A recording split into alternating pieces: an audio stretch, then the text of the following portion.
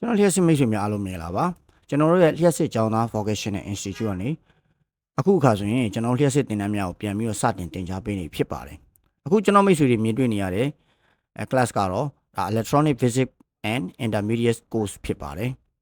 ဆရာရဲ့လျှက်စစ်ကျောင်းသားကနေပြီးတော့ကျွန်တော်တို့လျှက်စစ်မိတ်ဆွေတွေကို resistor တန်ဖိုးဖတ်နည်းကိုရှင်းလင်းတင်ပြပေးနေတဲ့အချိန်လေးဖြစ်ပါတယ်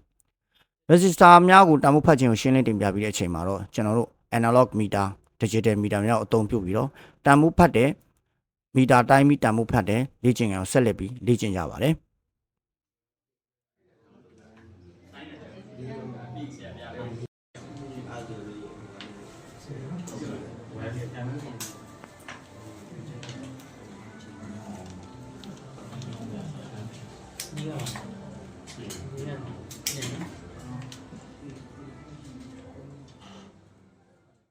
အခုမြင်တွေ့နေရတဲ့မြင်ကွင်းကတော့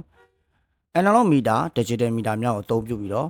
တည်တံ့ထုတ်ပေးထားတဲ့လေ့ကျင့်ရန် resistor များ circuit ပုတ်ပြားများပေါ်မှာရှိတဲ့ resistor များကိုတိုင်းတာပြီးတော့ resistance တန်ဖိုးမှန်မမှန်ကိုတိုင်းတာစစ်ဆေးနေတဲ့အချိန်လေးပဲဖြစ်ပါတယ်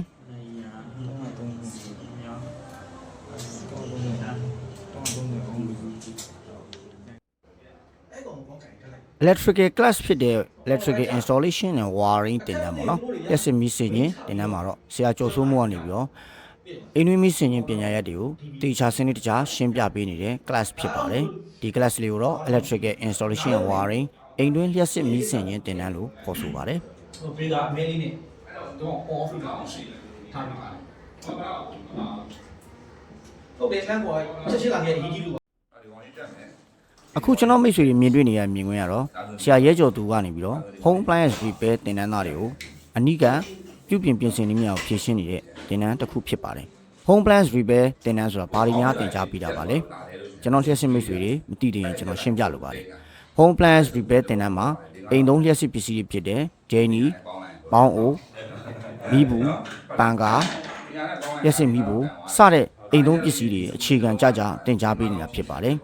တင်တန်းပြမှာအတက်တင်ဖြစ်ပြီးတော့တင်တန်းပြီးဆုံးနေနဲ့မိမိကိုယ်တိုင်ကျွမ်းကျင်စွာတက်မြောက်အောင်တင်ကြားပေးနေတဲ့ class များဖြစ်ပါတယ်။စာပေ20%နဲ့လက်တွေ့ဦးစားပေ80%ဖြင့်တေချာစနစ်တကျ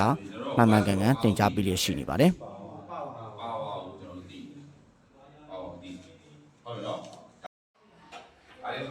ခုနောက်ပိုင်းမှာကျွန်တော်တို့ဘယ်မှာသုံးရတယ်ကျွန်တော်တို့အင်ပါလာတွေမှာအင်ပါလာတက်လို့ရှိရင်ကျွန်တော်တို့သုံးရတယ်ခုနကပါလာတွေမှာလေအဲ့လိုတက်လို့ရှိရင်ကျွန်တော်တို့ကကောင်းလေးခံပြရဘာလို့လဲဆိုတော့ကျွန်တော်အင်ပါလာတွေမှာသူ့ရဲ့ခန္ဓာရည်စွမ်းအားရှိတဲ့လုပ်ပြီးဖွက်ပြီးရှိတော့အဲ့ဒါခါကျတော့သူ့ချက်ပို့ပြီးတော့သုံးလို့မရအောင်ပို့သုံးခဲ့ပြီးလို့ရှိရင်ဒီကောင်ကနေစေးပြီးပြအောင်လို့ပိတ်ပြီးအောင်ဒီကောင်ခံပြီးထားတော့ဒါအင်ပါလာတွေဆိုလို့ရှိရင်ကျွန်တော်က3000အင်ပါလာဘာလို့တော့အင်ပါလာလို့ရှိရင်ကျွန်တော်တို့ကအန်ဒီယာဘလောက်လုပ်လို့ရတယ်။စမ်းတော့ကြည့်လိုက်မလေးတော့ဟိုပါ